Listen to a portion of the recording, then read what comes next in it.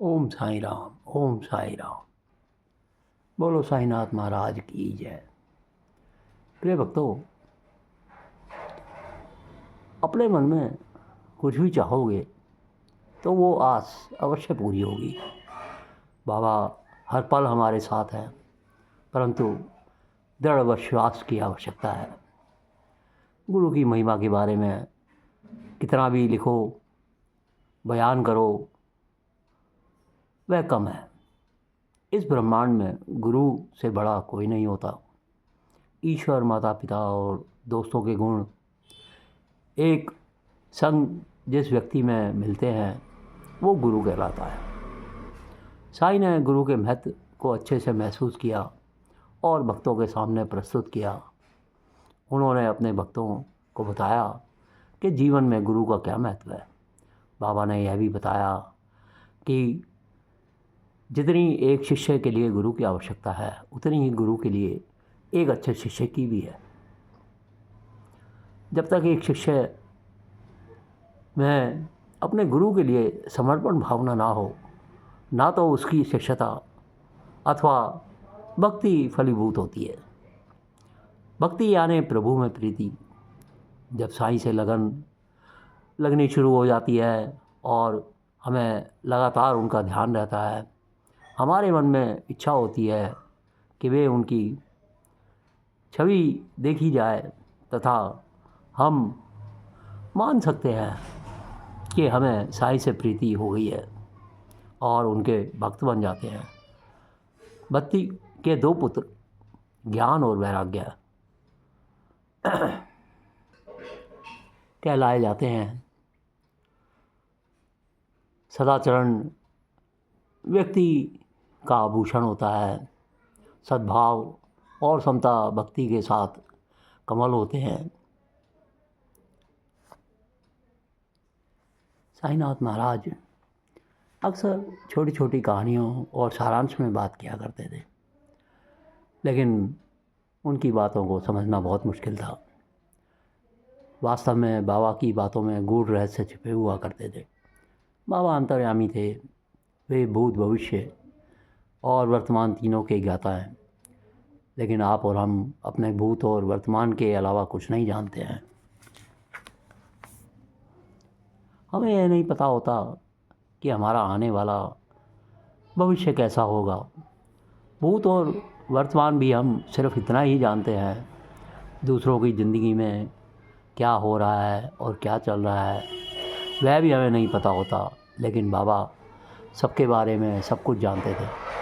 यही कारण है कि जब वो कुछ बात करते थे वे सामने वाले के भूत, भविष्य और वर्तमान तीनों का बखान कर दिया करते थे। यह बात हर कोई नहीं समझ पाता था। केवल वह व्यक्ति जिसकी ओर बाबा का इशारा होता था वह ज़रूर इस बात को समझ जाया करता था। साईनाथ महाराज अक्सर कहा करते थे, मेरे भक्तों के घर कभी भी अन्न और वस्त्र का अभाव नहीं होगा। जो अंतःकरण से मेरे पास आएगा उसका कल्याण अवश्य ही होगा। साईं बाबा के कहे हुए इन शब्दों का बड़ा गहरा अर्थ है। साईं के भक्तों ने यह अनुभव भी किया है। यह वचन पूर्णतः सत्य साबित होता है और भक्तगण वह स्वयं यह जान लेते हैं कि बाबा के बोले हुए शब्द कोई परिचिका नहीं बल्कि सत्य होते हैं। ये वचन साईं के भक्तों में साईं के प्रति महत्व बुद्धि के प्रभाव करते हैं। साईं के चरणों में आस्था ही भक्तों को उनकी कृपा का पात्र बनाती है और साथ ही स्वयं को आत्मबोध या आत्म अनुभूति की ओर इंगित करते हैं। सच तो यह है कि व्यक्ति में यदि अन्न और वस्त्र की चिंता खत्म हो जाए तो वह धीरे धीरे ही सही आत्म उन्नति की सीढ़ी चढ़ने लगता है। प्रत्येक इंसान की मूलभूत ज़रूरतें जैसे रोटी, कपड़ा, मकान, शिक्षा की पूर्णता के बगैर उसकी प्रगति या आत्म अनुभूति की ओर संभव नहीं है। इन पहली और अंतिम सीढ़ी के बीच 3 और सीढ़ियाँ होती हैं दूसरी सीढ़ी के रूप में सुरक्षा की आवश्यकता उल्लेख हुआ है। वह भी साईं की भक्ति पूरी करती है। साईं के भक्तों ने खुद ही महसूस किया है कि साईं साईं का सुमिरन मात्र करने से ही सुरक्षा मिल जाती है और भय दूर हो जाते हैं। तीसरी सीढ़ी पर एक इंसान को चाहिए होती है समाज में स्वीकार्य करें अपने और अपने परिवार के लिए, अपने कार्यों के लिए। यहाँ भी साईं भक्तों की हमेशा मदद करते हैं। साईं की कृपा से जब मन में साईं का उदय होना प्रारंभ होता है, तब से हमारे विचारों में जो परिवर्तन आता है वह हमारे कार्यों का स्वरूप बदल देता है। कार्य सद्कार्यों में तब्दील होने लगते हैं और हमारे कार्यों की प्रशंसा होने लगती है और समाज में मान सम्मान मिलने लगता है। इन्हीं कार्यों के चलते परिवार को पहचान भी मिलती है। अगली सीढ़ी पर स्वाभिमान, आत्मविश्वास, सम्मान पाने की ललक और सम्मान देने की इच्छा, पराक्रम इत्यादि आता है। साईं के भक्तों को आत्मसम्मान के लिए कहीं जाने की आवश्यकता नहीं है। छोटा हो या बड़ा, साईं ने सभी को हरदम हमेशा सम्मान दिया। उनका भाग्य बदल कर या कहें कि उन्हें अपनाकर बाबा ने उनकी जीवन की दिशा ही बदल दी। भक्ति का यह प्रकार सबसे आसान और सुलभ है। इसमें किसी प्रकार के शारीरिक श्रम की आवश्यकता नहीं होती है। कान के रास्ते शुरू होने वाली भक्ति आत्मनिवेदन के अंतिम पड़ाव पर पूर्णतया पाती है। बाबा लोगों से कहा करते थे कि रामायण, भागवत, महाभारत इत्यादि सब पढ़ा करो। जो लोग किसी कारण या कारण नहीं पढ़ पाते थे, बाबा उनसे कहते थे, तुम इसको सुनो। तुम्हारे कान में यदि हरि का नाम चला जाएगा तो तुम भी भक्त हो जाओगे। श्रवण सबसे आसान प्रकार की भक्ति है और बाबा की आरती किया करते थे उनके भक्त। एक बार बाबा ने उनसे कहा, तुम एक नाती भागवत पढ़ा करो और बाकी लोग उसे सुना करेंगे। प्रभु का नाम जैसे जैसे आपकी जुबान पर आता जाएगा, आपके पाप कटते जाएंगे और आपको जो लोग सुन रहे होंगे उनका भी भला होगा। इसी तरह बाबा अपने भक्त हाजी अब्दुल बाबा को भी कुरान बोलकर पढ़ने के लिए कहते थे, जिससे अन्य भक्त भी धार्मिक ग्रंथ पढ़ ना पाते थे, वो भी उसे सुनकर अनुग्रहित हो जाते थे। ईश्वर का नाम किसी भी भाषा में लिया जाए तो आपके आसपास का वातावरण शुद्ध और पवित्र हो जाता है। हमारी जिह्वा से जैसे ही ईश्वर का नाम बाहर के वातावरण में गूंजता है तो हमारे आसपास के वातावरण में एक सकारात्मक ऊर्जा उत्पन्न होती है और हम उस ऊर्जा के दायरे में ऊर्जावान बन जाते हैं। जिस प्रकार वाल्मीकि जी पहले एक डाकू का जीवन जी रहे थे।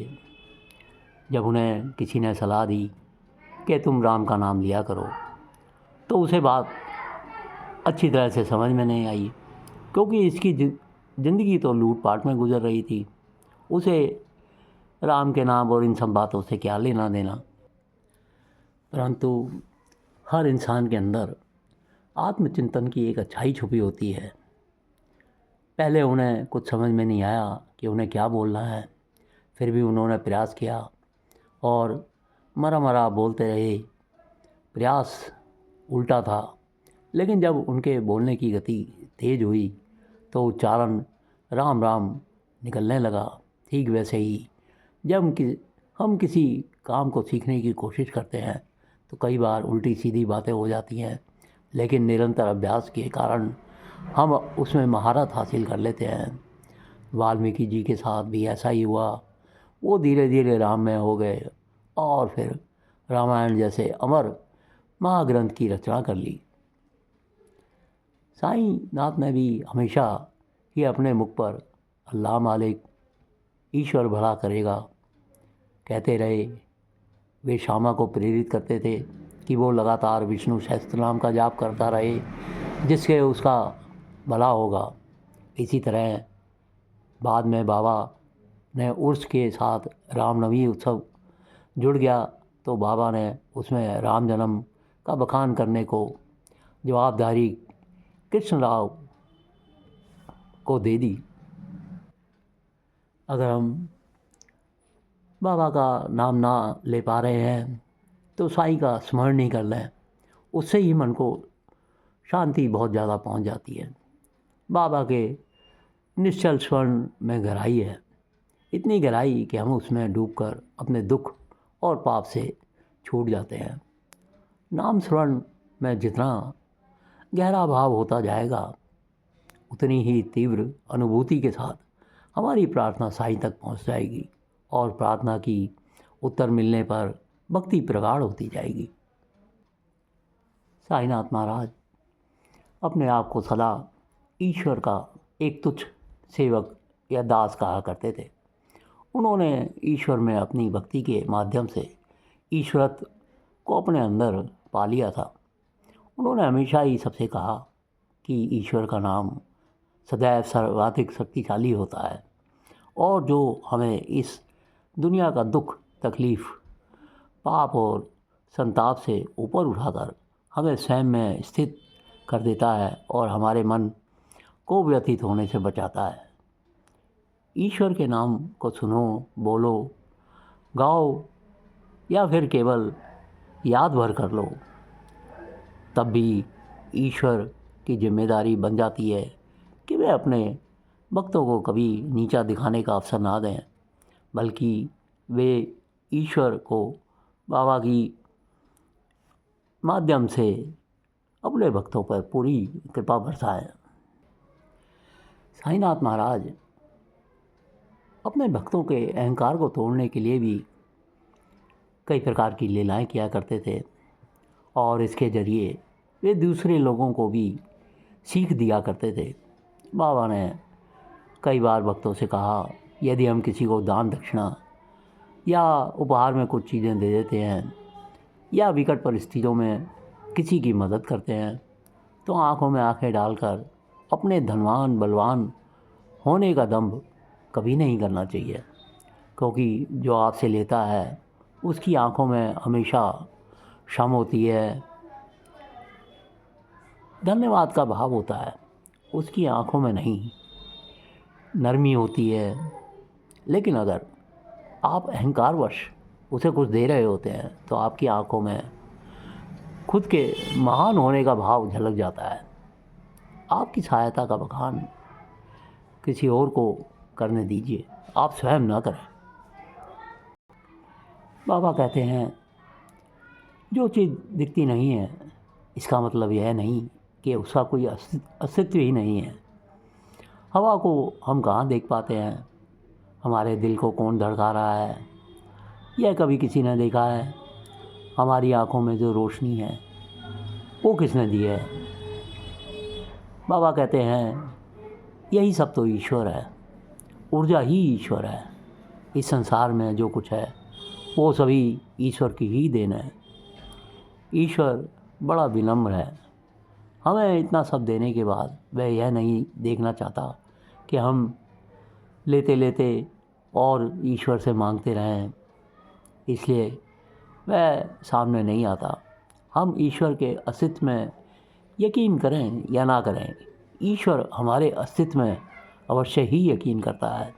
यही कारण है कि नित्य नए जन्म हो रहे हैं और इतने उत्खनन के बाद भी इस पृथ्वी पर जनसंख्या बढ़ती जा रही है। बाबा कभी भी अपने भक्तों को निराश नहीं करते हैं। वे भली भांति जानते हैं कि उनके पास भक्त अपनी क्या मंशा और क्या इच्छा लेकर के आया है।